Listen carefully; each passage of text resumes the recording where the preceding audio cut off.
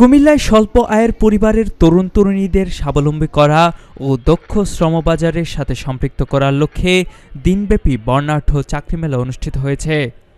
17 June বুধবার সকাল 9টা থেকে বিকাল 4টা পর্যন্ত কুমিল্লা টাউন হল মাঠে এই মেলার আয়োজন করা হয়।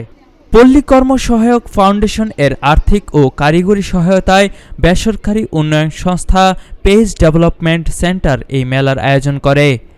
আয়োজক সূত্রে জানা গেছে, রেইজ প্রকল্পের মাধ্যমে কুমিল্লা জেলা শহর ও উপশহর এলাকার প্রান্তিক তরুণ তরুণীদের দক্ষ ও অভিজ্ঞ কারিগরের অধীনে ওস্তাদ শিষ্য পদ্ধতিতে কারিগরি দক্ষতা প্রদান করা হয়।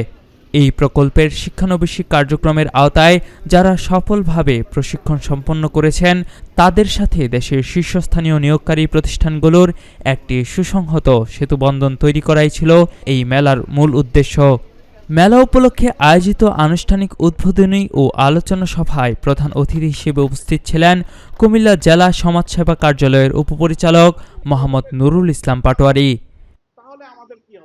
পেজ ডেভেলপমেন্ট সেন্টারের নির্বাহী পরিচালক মোহাম্মদ ইউনুসের সভাপতিত্বে অনুষ্ঠানে বিশেষ অতিথি হিসেবে উপস্থিত ছিলেন যুব উন্নয়ন অধিদপ্তরের উপপরিচালক মোহাম্মদ ইসহাক এবং পেজ ডেভেলপমেন্ট সেন্টারের সভাপতি ডাক্তার একেএম আব্দুস সেলিম।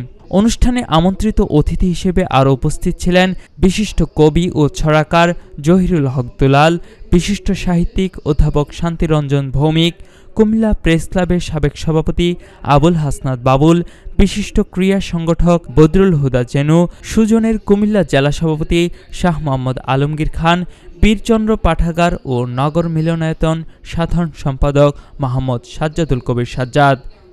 দিনব্যাপী এই মেলায় চাকরি প্রত্যাশী তরুণ তরুণীদের স্বতঃস্ফূর্ত উপস্থিতি ও উপচে পড়া ভিড় লক্ষ্য করা গেছে। এছাড়া মেলা প্রাঙ্গণে বিভিন্ন প্রতিষ্ঠানের ঊর্ধ্বতন কর্মকর্তা, জেলা পর্যায়ের সরকারি কর্মকর্তা, সাংবাদিক ও স্থানীয় গণ্যমান্য ব্যক্তিবর্গ উপস্থিত ছিলেন।